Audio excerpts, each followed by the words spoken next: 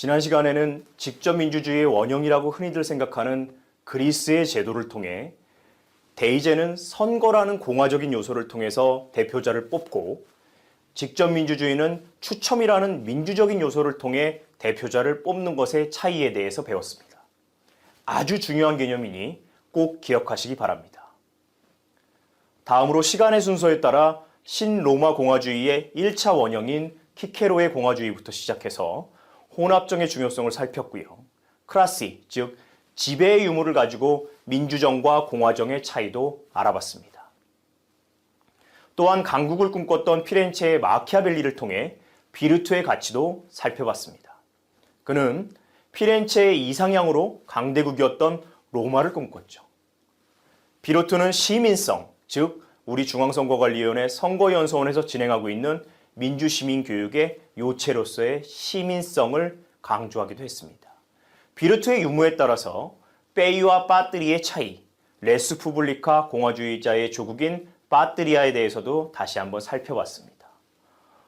공화주의자에게 조국이란 그냥 태어나서 사는 곳이 아닌 시민적 덕성으로 무장한 국민들에 의해서 만들어지는 인공적인 노력의 산물임도 살폈습니다. 이후 미국 건국기의 연방주의자인 메디슨의 연방주의자 논고 10번을 기준으로 민주주의와 명확히 구분되는 공화주의의 가치도 알아봤습니다. 공화주의의 핵심은 선거이고 이는 직접민주주의를 실시하지 못해 선택한 자선책이 아니라 그 스스로 최상의 제도로 대의제가 기획된 것을 의미하는 것을 강조드렸습니다. 이번 시간에는 선거와 공화국의 관계에 대해서 알아보고 직접민주주의의 핵심 개념인 추첨제와 대의제를 개선하기 위한 여러 방안들을 짚어보도록 하겠습니다.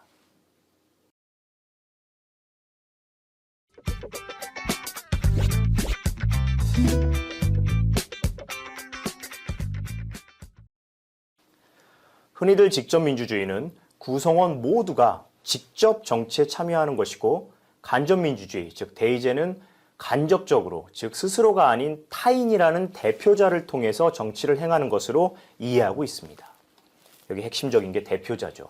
직접민주주의 원형이라는 그리스 아테네의 정치는 모든 그리스의 시민이 국가의 의사결정에 스스로 직접 참여해서 의사결정을 내리는 것으로 그간 우리는 배워왔고 이해해왔습니다. 그렇지만 실상은 그렇지가 않습니다. 그리스도 시민 모두가 참여한 것이 아니라 대표자가 국정을 수행했습니다. 많이 들어보셨을 겁니다.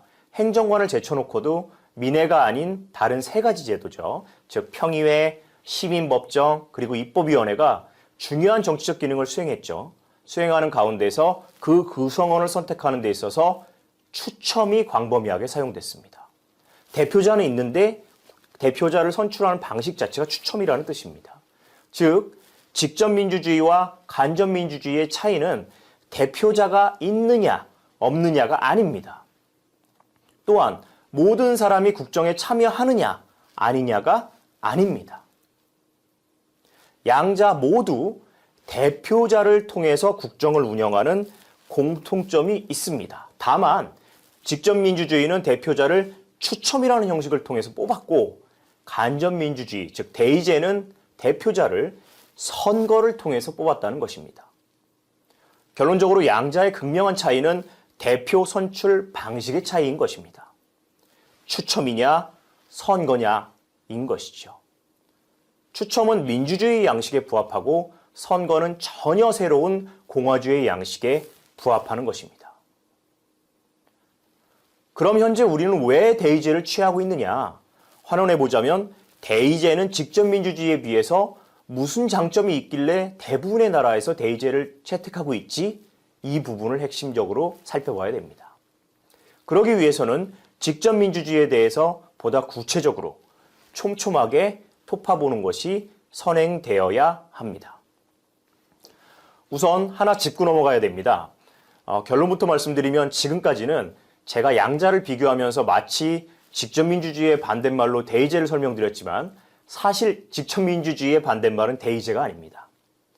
대의제의 근본은 선거고 이 선거는 아테네 등의 추첨과 비교해서 민주에 근거한 제도가 아니라 공화의 뿌리를 둔 전혀 새로운 제도이기 때문입니다. 또한 추첨에 의해서 소수의 선출은 아테네 민주주의에서 주변적 제도에 그치는 것이 아니었습니다. 아주 가끔 보이는 제도가 아니라는 뜻이죠. 매우 광범위하게 사용되었습니다. 추첨은 단순히 아테네에서만 사용된 것이 아닙니다. 지금은 선거를 통해서 대표자를 선출하는 것처럼 당연히 그때에는 추첨을 통해서 대표자를 선출했던 거였죠. 공화의 뿌리를 둔 전혀 새로운 제도가 생기기 전까지는 추첨이 당연한 대표자 선출 제도였습니다. 추첨은 선거에 비해서 여러 가지 장점을 가지고 있습니다. 우선 추첨은 몇 가지 근본적인 민주주의적 가치를 표현하는데 그중 가장 중요한 것은 돌아가면서 지배하고 지배받는 관직 교체의 원칙에 잘 부합했다는 것입니다. 누가 뽑힐지 모르기 때문이죠. 내가 이번에 추첨을 통해서 누군가를 지배하는 대표자가 됐다면 다음번 다른 사람이 추첨을 통해서 대표자가 되면 내가 지배를 받을 수 있게 되는 것입니다. 그런데 5세기 아테네에서 새로운 생각이 아니었던 추첨의 기원과 의미에 대해서 근대적 사고에서 볼 때 너무나 생소하고 충격적이기 때문에 한때 이것을 연구하는 역사가들은 대부분 고대 사회에서와 마찬가지로 그것이 특정 유형의 문제를 해결하려는 수단으로 알려지고 이해됐습니다. 즉 본질적으로 종교와 연결돼서 신들이 인간의 일에 개입하는 수단으로 간주하기까지 했습니다. 뽑기니까요. 누가 뽑힐지 모르기 때문에 신에 의해서 대표자가 선출된다는 거죠. 그렇지만 요즘 학계에서는 이런 경향은 거의 없어졌습니다. 오늘날의 추첨이 단지 종교적인 이유만으로 수행됐다는 생각을 넘어서 추첨의 실제적 역할을 강조함으로써 민주주의와 연관시키기 시작했습니다. 추첨을 민주정의 전형적인 모습으로 소개함으로써 정치적 이유로 추첨을 사용하는 것으로 보는 것이 일반적인 학계의 모습입니다. 추첨은 전문가 중심의 정치에 대한 민주주의자들의 깊은 불신을 반영하는 것이라고 볼 수 있습니다. 그리스 아테네에서 추첨제가 행해질 때 이러한 논리는 사실 지금 우리가 살아가고 있는 정치 현실에서도 그대로 반영되고 있죠.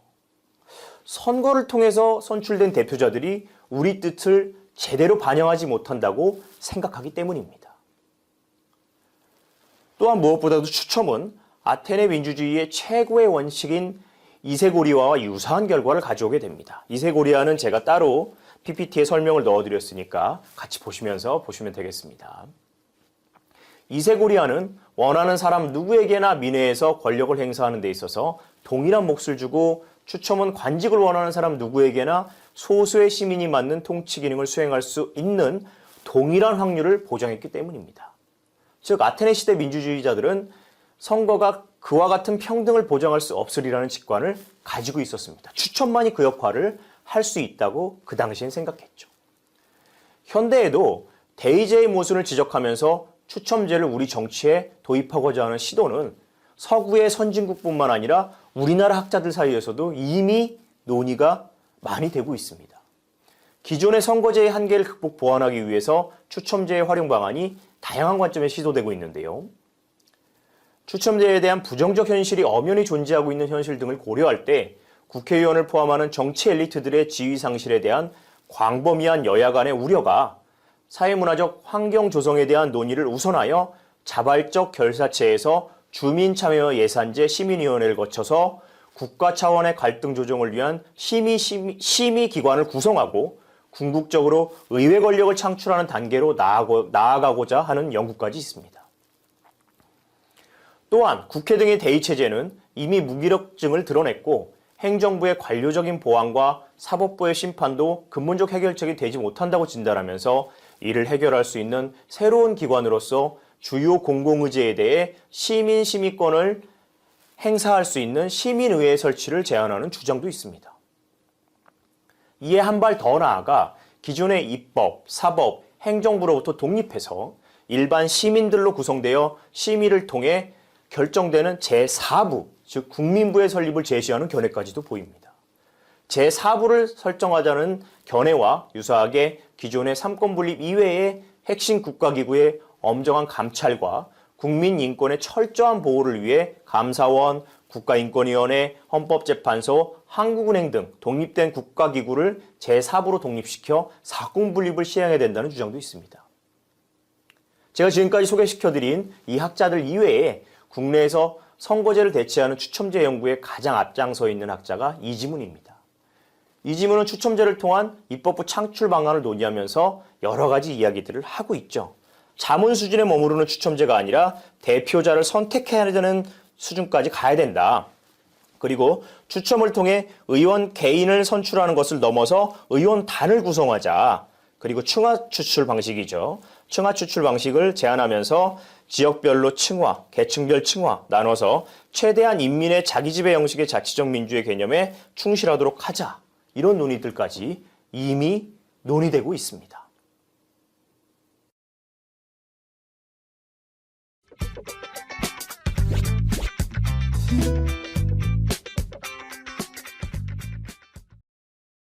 지금부터는 대의제를 개선하기 위한 여러 방안들에 대해서 소개드리겠습니다. 우선 직접민주주의의 도입을 중요시하는 방안입니다. 아테네의 민주정치에서 살펴보았듯이 대의제는 선거를 그 필수 요소로 하고 인민의 자기지배라는 민주의 자치적 성격과는 어울리지 않는 제도입니다. 또한 대의제는 간접민주주의의 일종이지만 직접민주주의의 반대말 또한 아님을 좀 전에 살펴봤습니다. 그럼에도 불구하고 우리 학계에서는 아직도 대의제의 문제점을 말하면서 최선은 직접민주주의이지만 시간적, 공간적 제약 등에 의해서 어쩔 수 없이 우리가 대의제를 선택하고 있는 거야 라고 설명하고 있는 것이 사실입니다. 우선 장영근 교수는 대표기관을 없앤다는 것은 오히려 국민들의 이익에 반할 수 있기 때문에 대표기관은 존치시켜야 된다. 이것을 주장하면서 토론 공간의 측면에서의 위험성, 국민의 정보화적 관점에서의 판단 능력에서의 위험성, 토론의 질적 문제, 전자투표 등의 참여 수단의 문제, 사회적 대립과 갈등의 위험, 미해결 문제 등등을 제시를 하면서 직접민주주의의 문제점에 대해서 설명을 하고 있습니다. 제가 두 번째로 소개해드릴 논문은 박경철 교수님의 논문인데요. 박경철 교수는 특정한 국가 정책을 국민이 정하는 국민투표제도나 최고 권력자에 대한 국민의 신임을 묻는 국민투표제도 내지 국민소환제도 등을 도입하거나 실시하자는 주장 자체가 대의민주주의 통치질서에서 직접민주제적 제도가 가지는 헌법적인 한계를 제대로 인식하지 못한 채 즉흥적으로 혹은 정치적 목적 달성을 위해서 편의적으로 주장되는 측면이 많아서 대의민주주의의 기본 원리를 훼손하고 헌정생활의 안정성을 해칠 수 있는 위험성을 내포하고 있다라고 주장하고 있습니다. 학계의 논의가 첨예하게 대립하고 있죠. 우선 직접민주주의가 무엇을 뜻하는지 정의부터 내려보도록 하죠. 오늘날은 정부나 의회가 제안하거나 시민들이 제안한 국민투표, 주민투표 마찬가지입니다. 그리고 국민 발안, 주민 발안, 그리고 국민소환제도를 통해서 직접민주주의를 이것으로 간주하면서 국민 발안, 국민투표, 국민소환이라는 이 세 가지 제도로 구성된 것을 직접민주주의라고 흔히들 이야기합니다. 국민소환은 직접민주주의의 한 제도로 인정되고 있다고 이야기하죠. 국민 일반의 의사에 기하여 임기 만료 이전에 공직에 있는 자를 파면시키는 제도입니다. 탄핵과의 차이점에 대해서 국민의 의사에 기초하고 있다는 점에서 찾는 견해도 존재합니다. 그렇지만 탄핵의 경우도 선거에 의해서 선출된 국회의원에 의해 제기되므로 국민의 의사를 기준으로 구별할 것이 아니라 국민의 의사를 직접적으로 묻는가를 기준으로 탄핵과 국민소환을 나누는 것이 사실은 타당합니다. 두 번째로 국민 발안이라 함은 일정 수의 유권자가 중요한 법안이나 그 밖의 의안의 제정, 개정, 해지를 제안할 수 있는 제도를 말합니다. 즉, 국민이 입법안을 제안하는 국민 발안에 의해서 입법 과정이 성립하고 국민투표에 의해서 입법이 종결되는 것을 의미합니다. 국민 발안은 바이마르 공화국 헌법 제73조, 오스트리아 헌법 41조, 그리고 46조, 프로이센 헌법 제3조, 6조 등에 규정되어 있습니다. 입법 절차의 복잡성 때문에 현실적으로 국민 발안이 실시되고 있는 것은 스위스하고 미국의 일부 자치주에 불과하지만 지방자치단체에서는 국민 발안과 국민투표가 행해지고 있습니다. 정리해보자면 현대적 의미의 직접민주주의는 시민들이 입법에 직접 관여하는 것을 의미하고 전통적인 타운홀 회의에 참석하거나 주민발언과 주민투표에서 입법안을 결정하는 전통적인 참여뿐 아니라 주요 의제를 설정하고 정책을 결정하는 일에 적극적으로 참여하는 형태를 말한다고 보면 될 것입니다.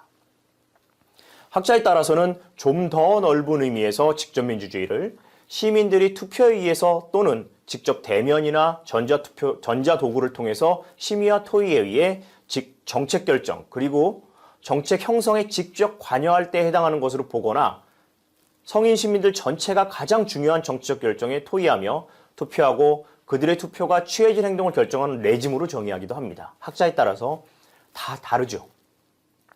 그런데 이렇게 정의하는 경우 두 가지의 문제점이 발생합니다. 지금부터 핵심 사항입니다. 첫째, 국민투표와 국민 발안의 경우에는 100% 직접민주주의라고 부를 수가 없습니다. 국민투표는 크게 투표의 대상에 따라서 헌법이나 법률 등 주요한 법안이나 아니면 정책에 대한 국민의 의사를 묻거나 이에 따라 국가 정책을 결정하기 위한 협의의 국민투표제도, 레퍼런덤이라고 불리는 것이죠. 그리고 국가 최고 지도자, 우리나라 같은 경우에 대통령이 하도록 되어 있는데요. 통치 형태 전반에 대한 국민의 지지 또는 신임 여부를 묻기 위해서 하기 위한 신임 투표제도, 프레비지트라고 얘기합니다. 이 두 가지로 분류됩니다. 국민투표의 경우 국민투표의 대상이 되는 의제를 국민이 설정할 수 있는 게 아닙니다. 어차피 무엇을 국민투표로 붙일 거지? 라는 의제의 설정은 국민이 아닌 대표자에 의해서 결정되기 때문입니다. 좀 더 자세하게 설명드려보죠. 현행 헌법의 국민투표는 두 가지로 나뉘는데 헌법 제72조의 국민투표의 경우 대통령이 필요하다고 인정될 때에 한해서 중요 정책을 국민투표에 붙일 수 있다라는 임의 규정 형식입니다. 헌법 130조의 헌법 개정을 위한 국민투표의 경우에도 제128조에 의거해서 국회 제적의원 과반수나 아니면 대통령만이 발의를 할 수 있습니다. 이 양자 이외에는 우리나라에서 현행 헌법상 국민투표를 발의는 할 수 없습니다. 둘 다 대표자죠. 국민 발안제도는 일정 수 이상의 국민의 요구에 의해서 발의된 안건에 대해서 국민투표로 채택 여부를 결정한다는 점에서 국가기관에 의해서 제안된 안건에 대한 국민의 의사를 묻는 국민투표제도보다 능동적인 성격의 직접민주주의 제도로 보는 견해도 있습니다. 그러나 이는 국민 발안이 일정 수 이상의 국민에 의해서 발의되었다 하더라도 그것을 또 국민투표에 붙일 것인지 여부를 그렇죠. 국민투표를 회부할 것인지를 결정하는 것처럼 대의기구를 통해서 결정하게 된다면 이는 발의 과정에서의 이외에는 국민투표와 같은 성격이 돼버리는 거죠. 그래서 두 개 제도가 어떤 게 우위가 있다? 아니라 둘 다 직접 민주주의적인 요소가 100%는 아니다라고 보시는 게 나을 겁니다. 이와 같은 발안을 간접 발안으로 명하고 대의기구인 의회의 관여를 인정하지 않고 일정 수 이상의 국민의 발의가 있으면 필수적으로 발의안을 국민투표에 붙이도록 하는 직접 발안으로 구별할 수가 있는데요. 그렇지만 현행 헌법상 국민투표가 의회의 관여를 인정하고 있다는 점을 고려할 때 직접 발안 형식의 국민투표의 인정은 사실상 현행 헌법상으로는 어려울 것으로 보입니다. 이와 같은 모순에 의해서 직접이라기보다는 준직접 민주주의라는 이름으로 이 제도들이 정의되기도 합니다. 앞서 살펴본 바와 같이 직접민주주의를 연구하는 학자들마저도 직접민주주의의 직접성에 대해서 명확하게 긍정하지 않는 상황에서 직접민주주의를 대의제로 대체할 수 있는 수단으로 삼고 있는 경우가 존재합니다. 둘째, 직접민주주의가 국민투표와 국민소환을 포괄하고 있는 경우에 그 어떤 경우라도 정책에 대한 투표 형태로 국민의 의사를 직접 정책에 반영하게 됩니다. 국민투표의 경우도 찬반 형식으로 수행되고 정도의 차이는 있지만 국민소환의 경우에도 공직자를 소환할 것인가 그렇지 않을 것인가의 선택의 수준에만 머무르게 되죠. 이는 직접 민주주의자들이 정의 내리는 것처럼 시민들이 입법에 직접 관여하는 것으로 되는 경우에는 참여민주주의의 논리로 그냥 귀결되고 맙니다. 또 전통적인 참여뿐만 아니라 주요 의제를 설정하고 정책을 결정하는 일에 적극적으로 참여하거나 심의와 토의에 의해서 정책 결정한다는 정의에 따를 경우에 현행 제도로 기대하기는 어렵게 됩니다. 지금까지 살펴본 것은 직접민주주의의 정의의 문제고 후수라는 직접민주주의 실체에 대해서 다시 한번 살펴보도록 하겠습니다. 직접민주주의가 과연 대의제를 대체할 수 있는 수단인지에 대해서 다시 한번 살펴보도록 하겠습니다. 스위스는 현재도 직접민주주의를 실시하고 있는 하국가로 유명하죠. 보다 구체적으로 스위스 사례를 살펴보도록 하겠습니다. 스위스 연방주의는 2715하고 26하고 더하면 하나야 라고 표현됩니다. 즉 2715개의 개마인대, 여기서 개마인대라는 것은 스위스 지방자치단체 중에서 가장 작은 정치적 단위입니다. 이 2715개의 개마인대가 26개의 칸톤, 자치주라고 보시면 되는데요. 여기에 귀속되고 이러한 26개의 독립된 칸톤들이 결속과 동맹을 통해서 하나의 스위스라는 연방국가를 구성하고 있기 때문에 아까 제가 말씀드린 그런 언어가 있습니다. 2715개의 개마인대 중에서 시를 포함한 5분의 1은 선거를 통해서 선출된 의원으로 구성된 독자적인 주민위원회를 가지고 있지만 5분의 4는 18세 이상 성인인 시민이 직접 참여하는 개마인대 집회에서 직접민주주의 형식으로 의사결정을 합니다. 543개의 개마인대에서는 대의적으로, 나머지 2172개의 개마인대에서는 대의에 의한 의사결정이 아닌 시민들의 직접 참여를 통해서 공적 사항에 대해 서로 대화하고 토론하고 결정합니다. 이걸 보면서 우리는 스위스를 직접민주주의 원형이라고 얘기하죠. 스위스인들은 4년에 한 번 연방 하원과 연방 상원 선거에서 투표권을 행사하지만 이와 더불어서 1년에 4번, 즉 3개월에 한 번씩 국민투표라는 형식으로 투표권도 행사합니다. 연방행정부의 기관인 연방사무국에서는 국민투표의 사안을 모아서 국민투표에 회부하지만 칸톤 행정부의 기관인 칸톤사무국과 개마인대 행정당국은 칸톤과 개마인대 사안을 모아서 국민투표에 다시 회부하고 투표는 직접 참여하거나 또 우편으로도 투표할 수 있게 됩니다. 하지만 이와 같은 스위스 제도도 연방의회의 의원을 직접 선출하는 대의제의 토대하에서 이루어지는 것으로서 직접민주주의의 한 형태인 국민투표가 가미된 것으로 판단하는 것이 맞습니다. 만약 스위스가 모든 사항에 대해서 국민투표에 의한 의사결정을 한다면 이는 직접민주주의 강화의 논리로서 기능할 수 있는 것입니다. 하지만 원칙이 대의제고 부분적으로 국민투표가 가미된 상황이므로 이를 대의제를 부정하는 논리로 쓰는 것은 있을 수가 없습니다. 또한 모든 사항에 대해서 국민투표가 이루어지지 않고 또 국민투표의 의제 설정에 대해서 연방의회 자체가 관여하고 있죠. 그렇기 때문에 대의제의 부정 논리로 스위스의 사례가 다루어지는 것은 문제가 있다고 할 것입니다. 다음으로 미국으로 한번 넘어가 보겠습니다. 다음으로 미국 캘리포니아주 사례를 한번 살펴보죠. 캘리포니아주의 직접민주주의 운영 사례는 여러 측면에서 다른 주와 차별화되는 독보적인 행보를 보여줍니다.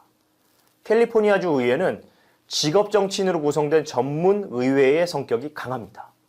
즉 주 하원 의원은 연방 의원처럼 전임제, 높은 보수와 다수의 참모들의 보조를 받고 있고 따라서 대의민주주의 요소도 공고하게 제도화되어 있습니다. 동시에 직접민주주의 운영의 모든 요소, 즉 제가 앞서 설명드렸던 주민 발의, 주민 투표, 주민 소환을 모두 채택해서 시행하고 있습니다. 미국 캘리포니아주에서는 포퓰리스트 국민당이 1892년 선거 캠페인에서 농업 정책을 지지하기 위한 개혁 방안으로 주민 발안, 주민 투표를 공약으로 제시했지만 100년도 더 된 일이죠. 이 당시에는 별다른 호응을 얻지 못하고 선거에서 실패하게 됩니다. 시간이 지나서 직접민주주의 확대 발전기인 1970년대 캘리포니아에서는 의료보험, 학교 바우처 제도, 최저임금, 이민정책, 소수인종 우대 정책입니다. 어퍼머티브 액션이라고 얘기하는데요. 이런 진보적인 이슈들에 대한 주민 발안들이 증폭되면서 역사상 최대 규모의 주민 발안들이 제시되었습니다. 캘리포니아 직접민주주의는 정부의 제4부가 되었다라고 평가할 정도로 발전했다는 이야기가 존재합니다.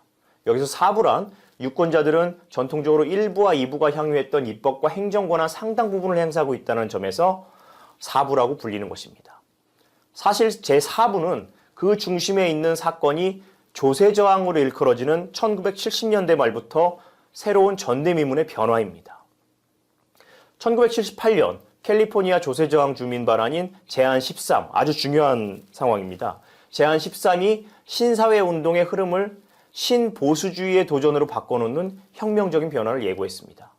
이 제안을 계기로 조세 문제는 의회 정치를 통하지 않고 국민투표로 직접 결정하려는 열기가 치솟았습니다. 사실 직접민주주의의 이념은 정치에서 소외된 일반 시민들의 목소리를 대변하고 이들의 이해를 도모하는 데 있었지만 조세저항 주민 발언은 평범한 시민들보다는 오히려 경제적, 산업적 집단들의 이해를 도모한 결과를 보였습니다. 어떤 분석에 의하면 조세저항으로 얻어진 결실의 3분의 2가 산업계와 건물주 이해관계로 돌아갔고 나머지의 3분의 1만이 일반 집소유자의 몫으로 돌아갔다고 합니다. 재산세의 인상을 동결시키는 주민 발언을 주민투표에 붙여서 성공을 거두면서 이를 모방한 주민 발언들이 전국적으로 주나 지방 차원에서 일제히 확대되는 조세저항의 행진이 이어졌습니다. 제안 13은 유권자들의 3분의 2의 지지를 얻어 재산세 57%가 감면되는 획기적인 효과를 발휘했죠.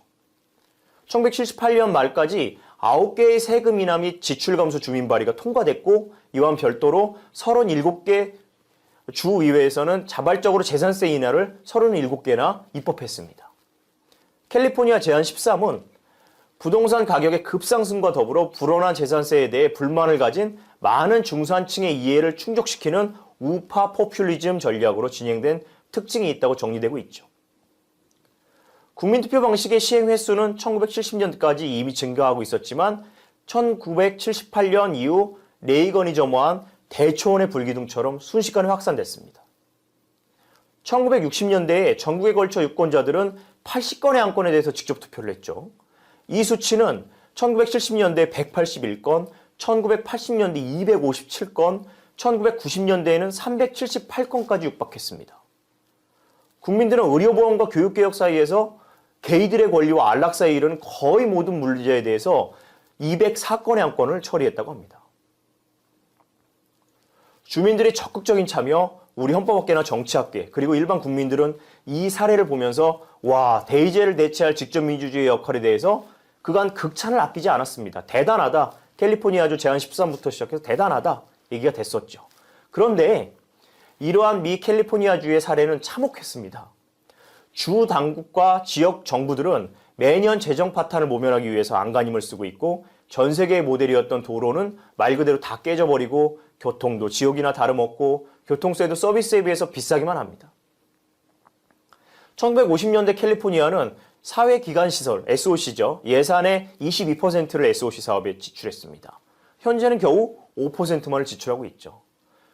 그러자 공원 같은 편의시설들은 부담스러운 입장료를 받아가며 겨우 연명하고 있고 주의 교육체제는 전국에서 최저 수준으로 붕괴되었다고 합니다. 이렇게 된 까닭은 조세 부담 문제에 대한 주민들의 이기심이 주민투표에 반영됐기 때문입니다.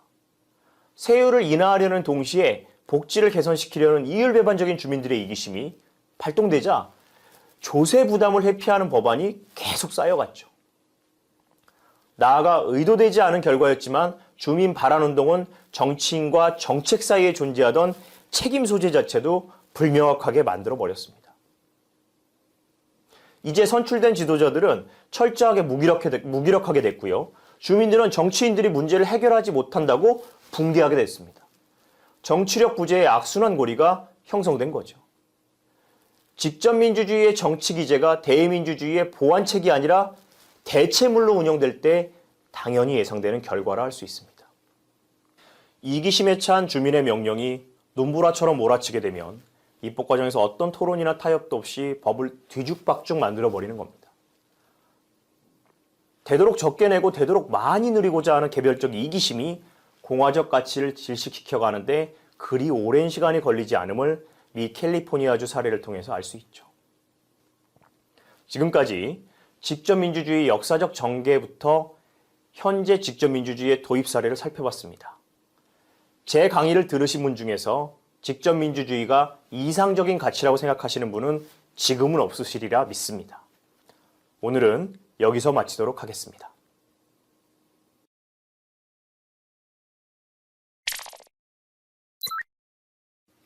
이번 시간에는 선거와 공화국의 관계에 대해서 살폈습니다. 직접민주주의와 간접민주주의의 차이는 대표자의 선출 방식의 차이라고 강조드렸습니다. 대의제의 장점을 설명드리기에 앞서 직접민주주의의 핵심 개념인 추첨에 대해서 알아봤습니다. 추첨은 대의제가 생기기 전에 당연한 대표자 선출 과정이었죠. 추첨은 여러 가지 장점을 가지고 있기 때문에 서구 선진국뿐만 아니라 우리나라에서도 민주의 개념을 강조하기 위한 추첨제 도입 논의가 활발함도 소개시켜드렸습니다. 다음으로 대의제를 개선하기 위한 여러 방안들 중에서 직접 민주주의의 도입에 관하여 주민소환, 주민발안, 주민투표, 국민소환, 국민발안, 국민투표의 양식을 소개시켜드렸습니다. 그런데 세 가지 모두 안건의 상정에 대표자가 개입할 수 있기 때문에 실제로는 완벽한 의미의 직접민주주의가 아니라 반직접민주주의로 봐야 된다는 점도 말씀드렸죠. 다들 기억하시죠? 그 다음으로는 스위스의 직접민주주의의 구체적인 사례와 미국 캘리포니아주 사례를 통해 직접민주주의의 단점과 대의제와의 결합의 어려움도 설명드렸습니다. 지금까지 선거와 공화국에 대해 학습하였습니다. 다음 시간에는 보다 나은 선거를 위한 노력에 대해 알아보도록 하겠습니다. 수고하셨습니다.